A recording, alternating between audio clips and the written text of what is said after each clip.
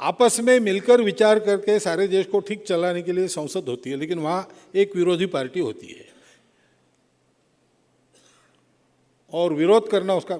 अब ये शब्द जो चलता है ना, वास्तव में विरोध करना काम है कि सब पहलुओं से विचार करके जो सत्ता पक्ष के ध्यान में नहीं आए उसका भी प्रतिपक्ष, ये शब्द एक चलता है, वो प्रचलित नहीं है।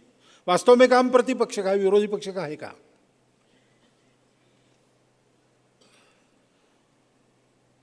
और सत्ता पक्ष वो करने के लिए अधिकृत है, लेकिन करना है उसको सबसे चर्चा करके। लेकिन शब्द भी ऐसे है कि जिसमें से और दिखता है कि इनकी लड़ाई ही चलती है। ऐसे उद्योग, व्यापार, कृषि, किस बात पर जोर देना? फिर एक पक्ष कहता है देखो हमारा देश कृषि प्रधान देश है, इसलिए यहां पहले कृषि का विचार करो, उद्योगों का मत करो। दूसरा कहता है कि नहीं नहीं, आज का युग उद्योगों का है, उद्योग नहीं है तो रोजगार नहीं है। पीढ़ी दर पीढ़ी बढ़ती रहेगी जमीन, अंत में कितने लोगों को पोसेगी? उद्योग चाहिए, कृषि बाद में।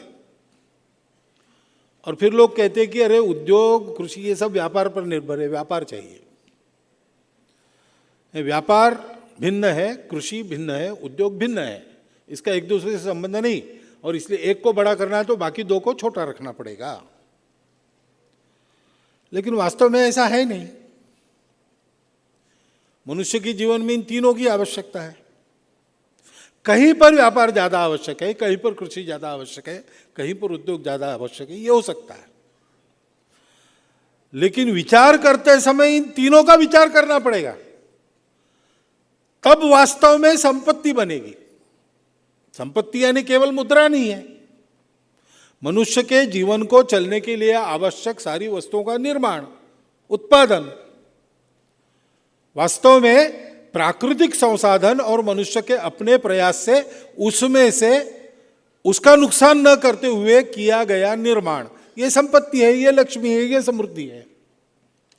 अगर इसको आपको देखना है तो आपको तीनों को समान रूप से देखकर संतुलित ढंग से तीनों के लिए एक योजना जिसमें तीनों का अंतर्भाव होगा ऐसी बनानी पड़ेगी। समग्र जो शब्द आया, ये जो अपनी दृष्टि है, उस दृष्टि पथ से काम करके संपूर्ण देश को इस विचार पथ पर लाना है। नहीं तो समस्याओं के उत्तर अपने पास भी नहीं है और दुनिया के पास भी नहीं है। उन समस्याओं से जूझते जूझते और दुनिया इतनी सशंकित हो गई है कि लोग विनाश की, जीवन के विनाश की भाषा कर रहे हैं।